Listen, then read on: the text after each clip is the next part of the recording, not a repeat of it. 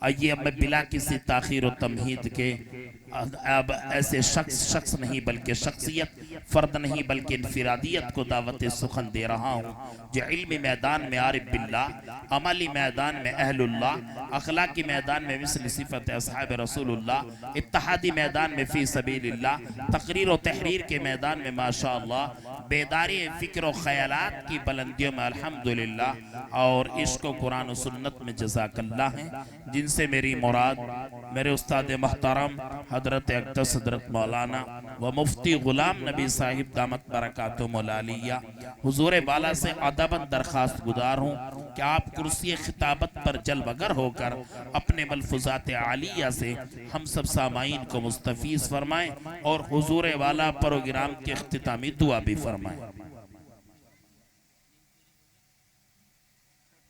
علیکم ورحمۃ اللہ وبرکاتہ۔ زور سے جواب دو سب حضرات۔ الحمد لله نحمده ونستعينه ونستغفره ونؤمن به ونتوكل عليه ونعوذ بالله من شرور أنفسنا ومن سيئات أعمالنا، من يهده الله فلا مضل له ومن يضلله فلا هادي له، ونشهد أن لا إله إلا الله وحده لا شريك له، ونشهد أن سيدنا ومولانا محمدا عبده ورسوله. أما بعد فأعوذ بالله من الشيطان الرجيم. بسم الله الرحمن الرحيم. تبارك الذي بيده الملك وهو على كل شيء قدير، الذي خلق الموت والحياة ليبلوكم أيكم أحسن عملا. صدق الله مولانا العظيم. وقال النبي صلى الله تعالى عليه وسلم: خيركم من تعلم القرآن وعلمه، او كما قال علیہ الصلاۃ والتسلیم۔ میرے محترم بزرگوں، نوجوان دوستوں اور دینی بھائیوں، سب سے پہلی بات تو یہ عرض کرنی ہے کہ آپ سے کئی مرتبہ کہہ دے بیٹھ جاؤ، معلوم نہیں کون سی زبان آپ حضرات، یہاں کرسیاں خالی ہیں، ادھر کرسی خالی ہے، آپ ساری کرسی خالی ہیں، معلوم نہیں کون سی زبان آپ حضرات سمجھتے ہیں، میری تو سمجھ میں بات نہیں آتی۔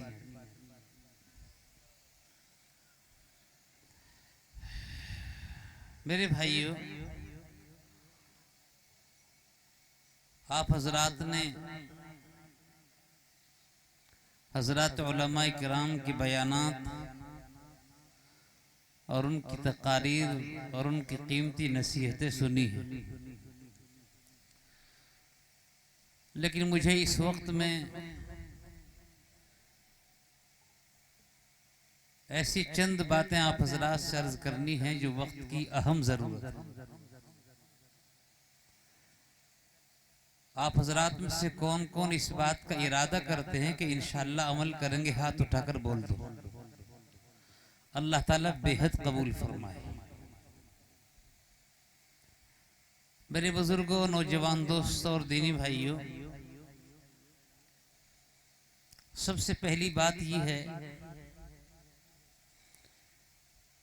کہ اللہ تبارک و تعالیٰ نے ہمیں ایمان سے نوازا ہے، اور اللہ تعالیٰ کے خزانے میں سب سے زیادہ قیمتی اگر کوئی چیز ہے تو وہ ایمان ہے۔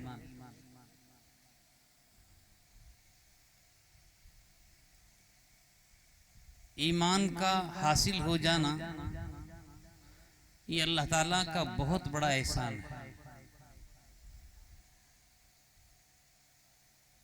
میرے بزرگوں اور بھائیوں،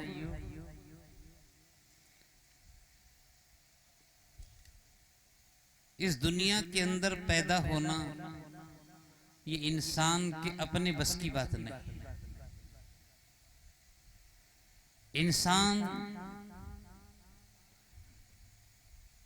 کس وقت پیدا ہوگا اور کہاں پیدا ہوگا اور کہاں رہے گا، یہ سب اللہ تعالیٰ کی مشیت اور اللہ تعالیٰ کی مرضی کے مطابق ہوتا ہے. اس لیے بزرگوں اور دینی بھائیوں، ہمارا یہ ملک، جس ملک میں ہم اور آپ اس وقت میں زندگی بسر کر رہے ہیں،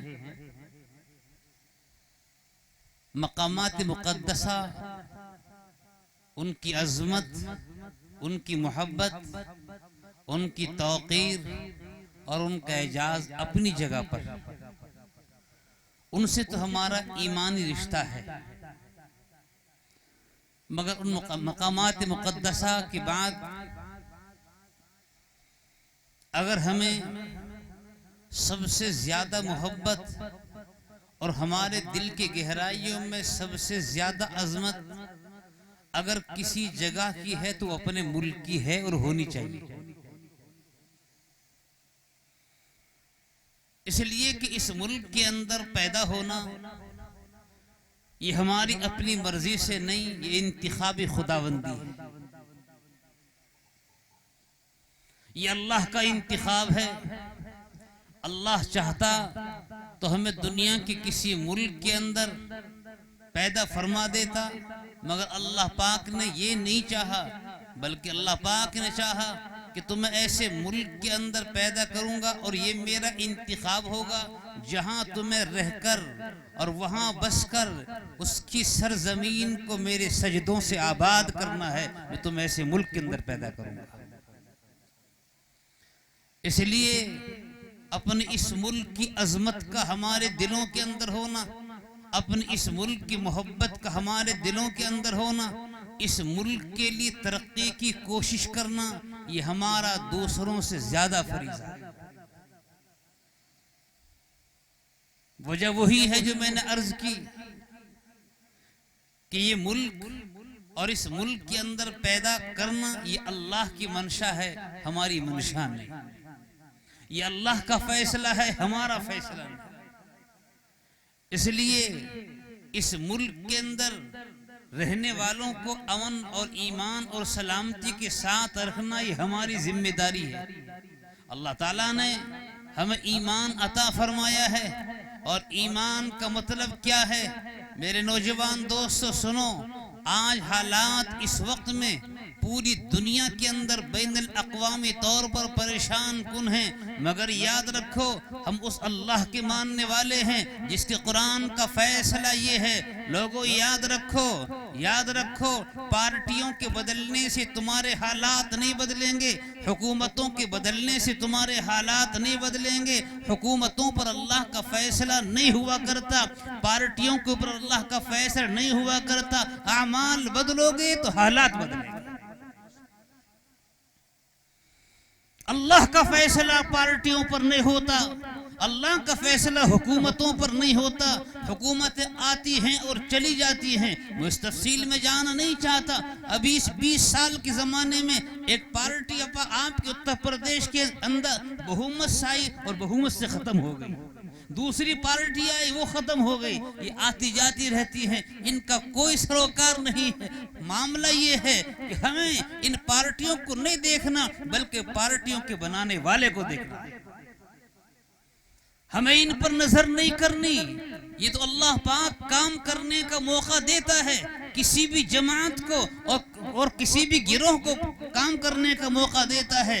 جب وہ کام انصاف کے ساتھ نہ کرے، ظلم کے ساتھ کرے، بربریت کے ساتھ کرے، تشدد کے ساتھ کرے اور جبریت کے ساتھ کرے، اللہ کا کوڑا اس کے اوپر برستا ہے. ان ربک لبالمرصاد، اللہ کا فیصلہ ہے. ہم کسی کی حکومت کی ہمیں کوئی ضرورت نہیں. اللہ جب چاہتا ہے جس کو حکومت دیتا ہے اور کسی سے چھین لیتا ہے، یہ اللہ کا فیصلہ ہے. اللہ نے ارشاد فرمایا، اللہم مالک الملک تؤتی الملک من تشاء وتنزع الملک ممن تشاء وتعز من تشاء وتذل من تشاء بیدک الخیر. میرے بندو سنو، حکومتوں کا دینا تمہارا کام نہیں، حکومتوں کا چھیننا تمہارا کام نہیں. حکومت میں دیتا ہوں، میں بھی چھینتا ہوں. چھیننا بھی میرا کام ہے، دینا بھی میرا کام ہے. اس لیے تم حکومتوں کے پیچھے نہ پڑو، ان کے اعمال کو مت دیکھو، اپنے اعمال کو ٹھیک کرو۔ جناب رسول اللہ کہہ دو زور سے صلی اللہ تعالی علیہ وسلم نے ارشاد فرمایا، اے لوگو یاد رکھو کما تکونون یؤمر علیکم قضا، تم اپنے حاکموں کی برائی مت کرو، اپنے ذمہ داروں کی برائی مت کرو، میں اللہ ہوں، جب چاہتا ہوں تمہارے حاکموں کے دلوں کے اندر محبت ڈالتا ہوں اور جب چاہتا ہوں نفرت ڈالتا ہوں۔ ساری دنیا کے انسانوں کے دل اللہ کے بنائے ہوئے ہیں، اللہ جب چاہتا ہے تو محبت ڈالتا ہے اور جب چاہتا ہے تو نفرت ڈالتا ہے۔ محبت ڈالنا بھی اللہ کے قبضے میں ہے اور نفرت کا ڈالنا بھی اللہ کے قبضے میں ہے۔ اسی لیے لوگوں کے اوپر بھروسہ مت کرو، لیڈروں کے اوپر بھروسہ مت کرو، لیڈروں کے بنانے والے، حکومتوں کے دینے والے کے اوپر بھروسہ کرو گے تو تمہارا کام بنے گا، ورنہ تمہارا کام نہیں بنے گا۔ اسی لیے پہلی بات تو یاد رکھو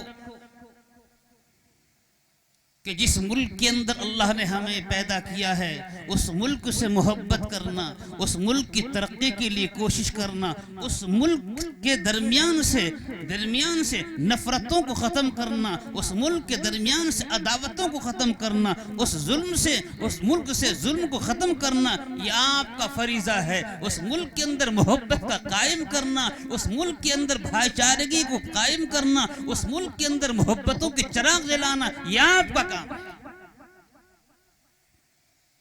اللہ پاک نے ارشاد فرمایا وَلَا تَسْتَوِي الْحَسَنَةُ وَلَا السَّيِّئَةُ ادْفَعْ بِالَّتِي هِيَ أَحْسَنُ فَإِذَا الَّذِي بَيْنَكَ وَبَيْنَهُ عَدَاوَةٌ كَأَنَّهُ وَلِيٌّ حَمِيمٌ۔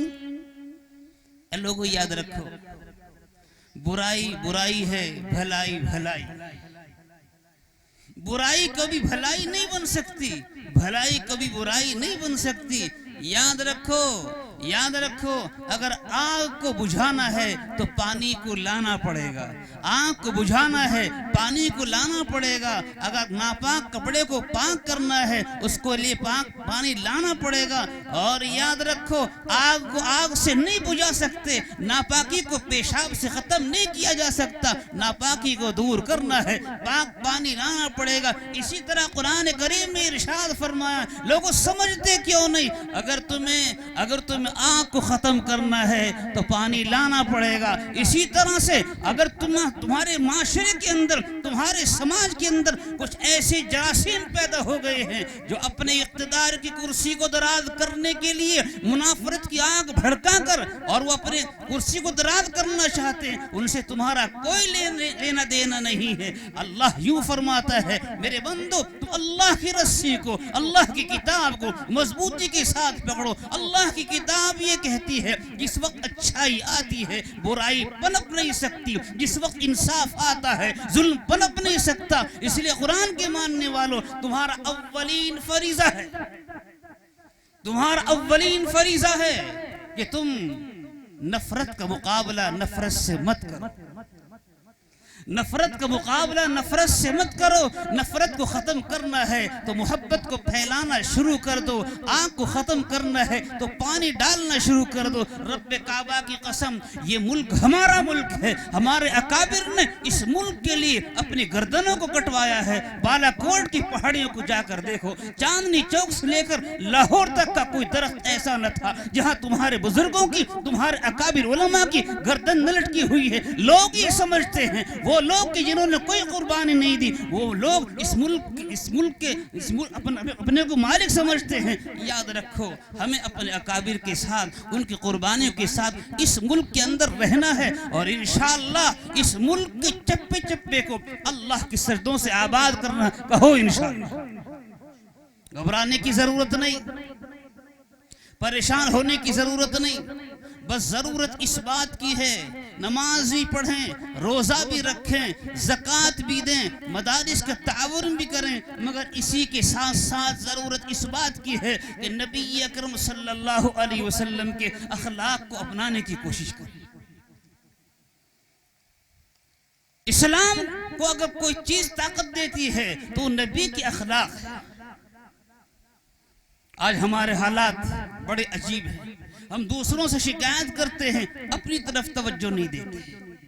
قرآن کریم نے ارشاد فرمایا وَلَا تَكُونُوا كَالَّذِينَ تَفَرَّقُوا وَاخْتَلَفُوا مِن بَعْدِ مَا جَاءَهُمُ الْبَيِّنَاتُ۔ اے مسلمانوں، تم نے قرآن پر ایمان لایا ہے، لہٰذا تمہارے لیے ضروری ہے آپس میں اختلاف مت کرو، آپس میں جھگڑے پیدا مت کرو۔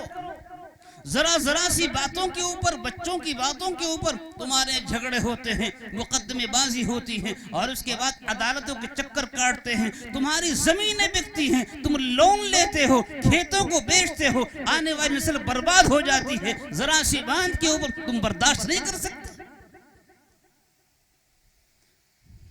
نبی اکرم صلی اللہ تعالی علیہ وسلم نے ارشاد فرمایا من يتحمل كلمة سوء من أخيه المسلم كتب الله له عبادة سنة۔ مسلمانوں، میرے نبی کے اخلاق کو دیکھو۔ نبی نے یوں فرمایا کہ جو آدمی اگر کسی مسلمان کی غلط بات کو، ایک گالی کو برداشت کر لے، ایک بری بات کو برداشت کر لے، ایک ناگوار بات کو برداشت کر کے نگاہ نیچی کر کے گزر جائے، وقت کو ٹال جائے، اس کی بات کا جواب نہ دے، غصے کی بات کا غصے میں سے جواب نہ دے، رب یوں فرماتا ہے میری عزت کی قسم، میں ایسے آدمی کے اعمال نامے میں ایک گالی کے بدلے 1 سال کی عبادت کا ثواب لکھ دیتا ہوں۔ 1 سال کی عبادت کا ثواب لکھ دیتا ہوں۔ بات کیا ہے میرے بھائیوں؟ بچوں کے اندر بات ہوتی ہے، آہستہ آہستہ وہ بڑوں میں بات پھیلتی ہے، خاندان تباہ ہوتے ہیں اور برباد ہوتے ہیں۔ میرے رفیق مکرم، ہمارے اس مدرسے کے ہر دل عزیز محتمیم اور ناظم جناب قاری محمد شاکر صاحب دامت برکاتہم نے اس قلیل مدت میں جو محنت کی ہے، میری دلی دعا ہے کہ اللہ تبارک و تعالی اس عالم باعمل نوجوان صالح کی اس محنت کو قبول فرمائے، آمین کہہ دو زور سے۔ مگر یاد رکھو ہمیں قدردانی بہت کم ہوتی ہے۔ مجھے شکایت ہے اس بات کی، میرا جہاں بھی جانا ہوتا ہے، یہاں تو آج تقریباً 40 سال کے بعد میرا آنا ہو۔ جب یہاں اس برگد سے آگے کوئی بھی مکان نہیں تھا، صرف یہاں کھڑا ہوا چھوٹی سی مسجد تھی، تقریباً 40 برس پہلے آنا ہو۔ میں یہ بات عرض کرتا ہوں، لوگ یوں کہتے ہیں مسجد کی خدمت کے لیے، مدرسے کی خدمت کے لیے، امامت کے لیے کوئی ادھیڑ عمر کا ہونا چاہیے، ہمیں اس سے اتفاق نہیں۔ وجہ یہ ہے نوجوان جو ہوتا ہے وہ تر شاخ کی طرح ہوتا ہے، وہ جھک جاتا ہے۔ تر شاخ جو ہوتی ہے، ہری ڈالی جو ہوتی ہے، اس کو موڑ بھی سکتے ہو، اور سوکھی شاخ کٹ تو سکتی ہے، مڑ نہیں سکتی۔ اور مسلمانوں، خرم پور کے نوجوانوں یہ بات یاد رکھو، یہ سب سے پہلا فریضہ تمہارا ہے۔ تمہیں ایک بات تاریخی بتا دوں، جناب محمد رسول اللہ صلی اللہ تعالی علیہ وسلم کے اوپر ایمان لانے والے بڑے بوڑھے بہت کم تھے، نوجوان زیادہ تھے۔ اس لیے اس نوجوان کی قدر کرو۔ اللہ تعالیٰ کا شکر ہے اس وقت 5 حافظ قرآن ہوئے ہیں، اور بتایا قاری صاحب نے کہ تقریباً 29 حافظ قرآن ہو چکے ہیں۔ اللہ تعالیٰ سب کو قبول فرمائے۔ میرے بزرگوں، میں نے پہلی بات یہ عرض کی، اس ملک سے محبت کرنا ہمارا ایمانی فریضہ ہے، ہمارا دینی فریضہ ہے۔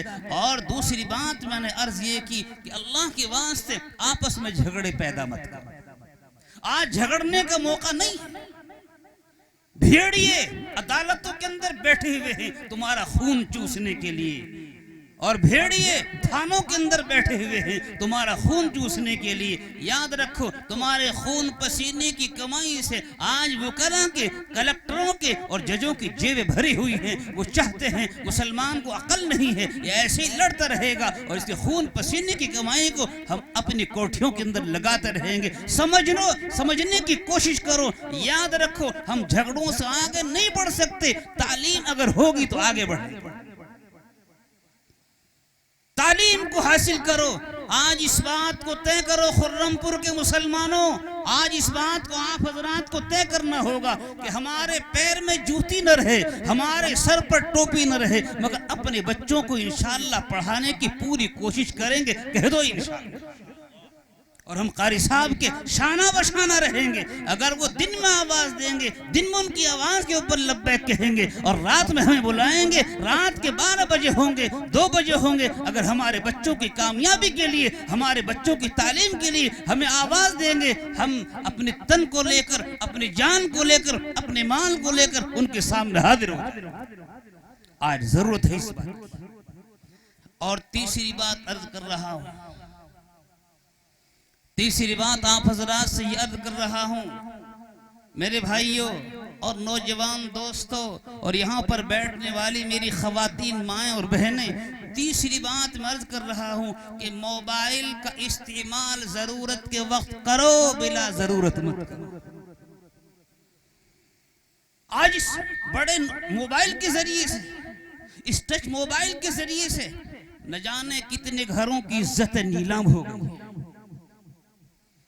اس لیے تمام نوجوانوں سے میری گزارش ہے، تمام بستی کے ذمہ داروں سے میری گزارش ہے، دعوت و تبلیغ کے ساتھیوں سے میری گزارش ہے، یہاں کے علماء اور صلحاء کی خدمت میں میری ادباً گزارش ہے کہ ہم اس بات کی مہم چلائیں کہ اولاً تو گھر کے اندر ٹچ موبائل نہیں ہونا چاہیے، چھوٹا موبائل رکھنا چاہیے۔ ہاں اور نا کا تو جواب دینا ہے نا۔ کسی کا فون آیا کہ فلاں آدمی گھر پہ اس وقت گھر پہ نہیں ہے، جب آئیں گے شام کو آئیں گے بات کر لینا، بات ختم ہو۔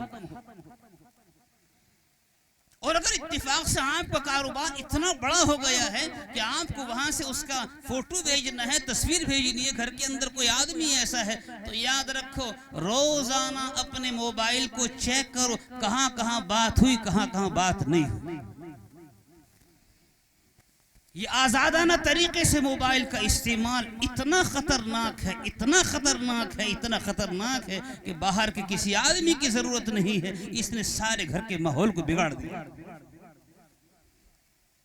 آج ہمارے بچے، وہ بچے کہ جن کو ماں باپ کے بغیر چین نہیں آتا تھا، آج ان کا حال یہ ہے کہ رات کے اندر موبائل لے کر بیٹھتے ہیں، کہیں کھیت کے اوپر بیٹھے ہوئے ہیں، کہیں راستوں کے اوپر بیٹھے ہوئے ہیں، اور کہیں کھیت کے مینڈ کے اوپر بیٹھے ہیں، اکیلے ہیں، نہ اس کو باپ کی ضرورت ہے، نہ ماں کی ضرورت ہے، نہ بھائی کی ضرورت ہے۔ نوجوان دوستو سنو، یہ نوجوان سارے دن موبائل لے کر گھومتا ہے، کبھی ادھر ہے اور کبھی ادھر ہے اور کبھی ادھر ہے اور کبھی ادھر ہے۔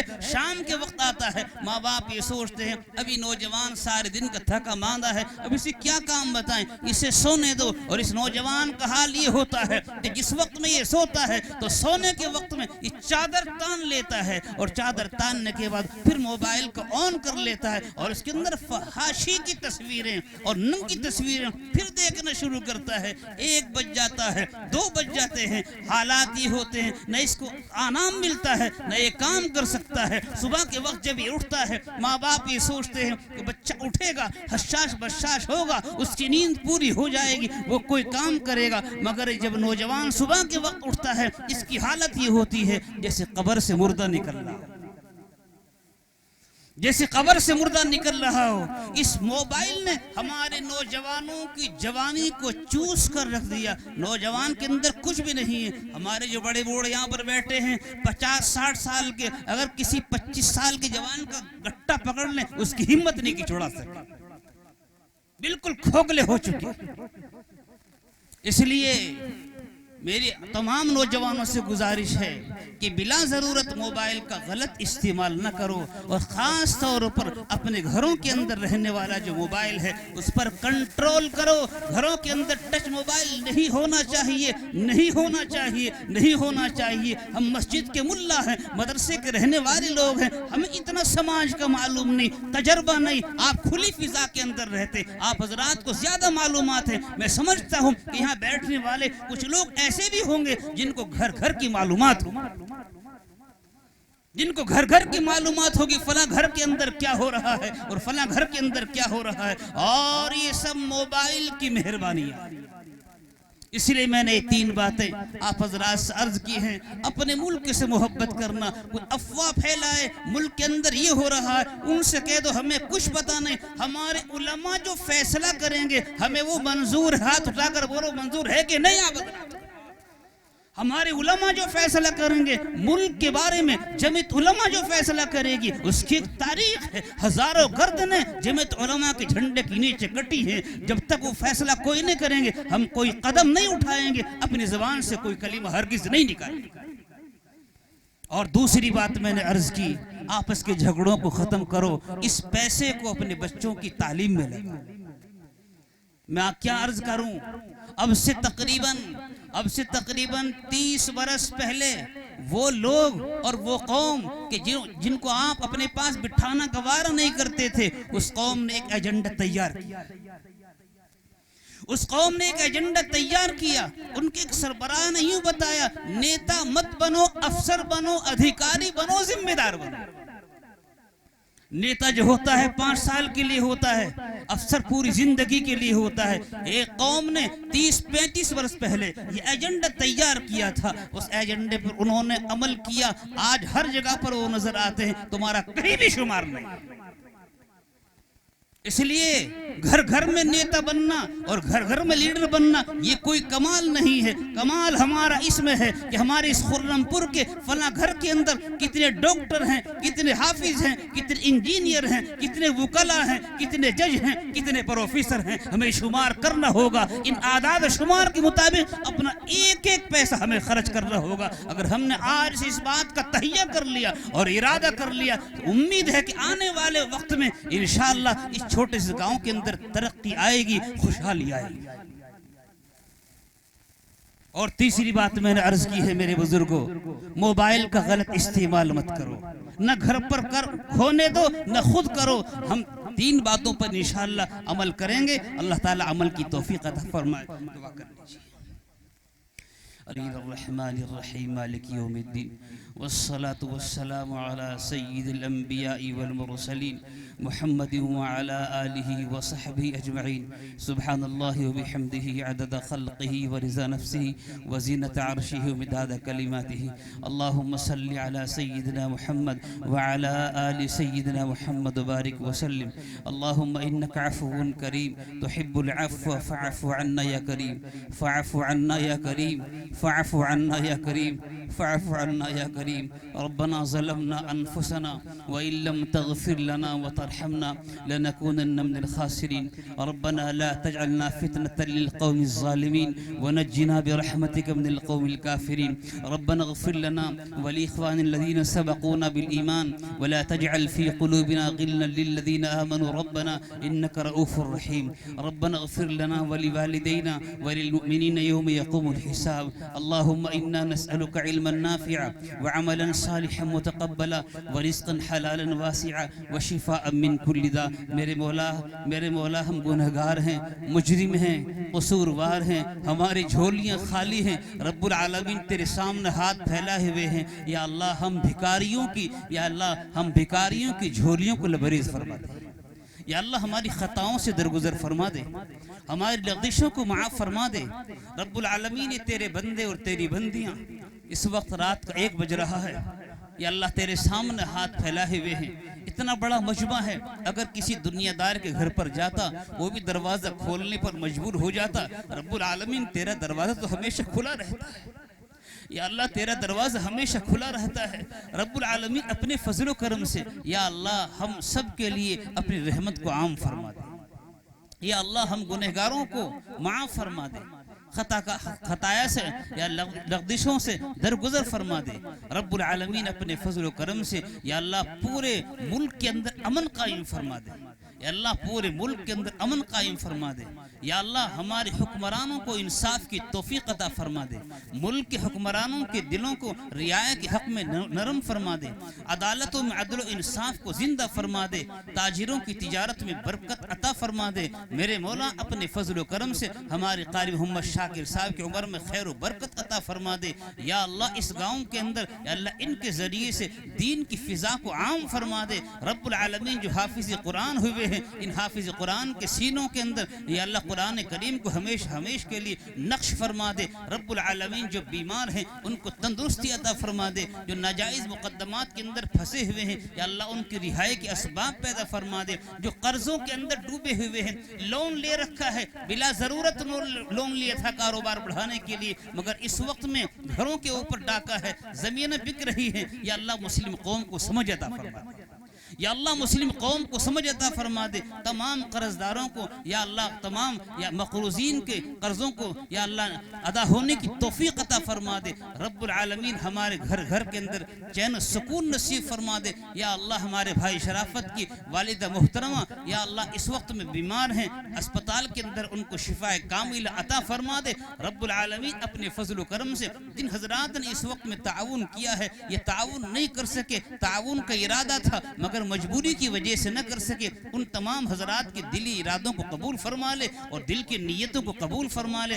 رب العالمین جتنے حضرات یہاں پر بیٹھے ہیں نوجوان ہیں, یا اللہ ان نوجوانوں کو صحیح سمجھ عطا فرما دے, بچوں کو دین کی رغبت اور شوق عطا فرما دے. جتنے بڑے بوڑھے ہیں یا اللہ ان کی عمروں میں خیر و برکت عطا فرما دے. جتنی ہماری مائیں اور بہنیں ہیں دلوں کے اندر امیدیں مچل رہی ہیں اور منڈل رہی ہیں, یا اللہ ہماری ماں اور بہنوں کی تمناؤں کو اور آرزوں کو قبول فرما لے. رب العالمین مستورات کے اندر دین کو زندہ فرما دے. جہاں جہاں دین کا کام ہو رہا ہے, دعوت و تبلیغ کی لائن سے, تزکیہ خانقاہوں کی لائن سے, تعلیم و تدریس کے اعتبار سے تمام دینی خدام کی خدمات کو قبول فرما لے.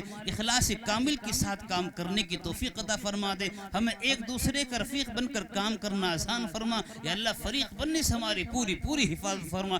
رب العالمین اس پورے مجمع کے اٹھے ہوئے ہاتھوں کو پوری امت کے حق میں قبول فرما. ربنا تقبل منا انك انت السميع العليم وتب علينا يا مولانا انك انت التواب الرحيم. وصلى الله تعالى على خير خلق محمد وآله وصحبه أجمعين برحمتك يا أرحم الراحمين.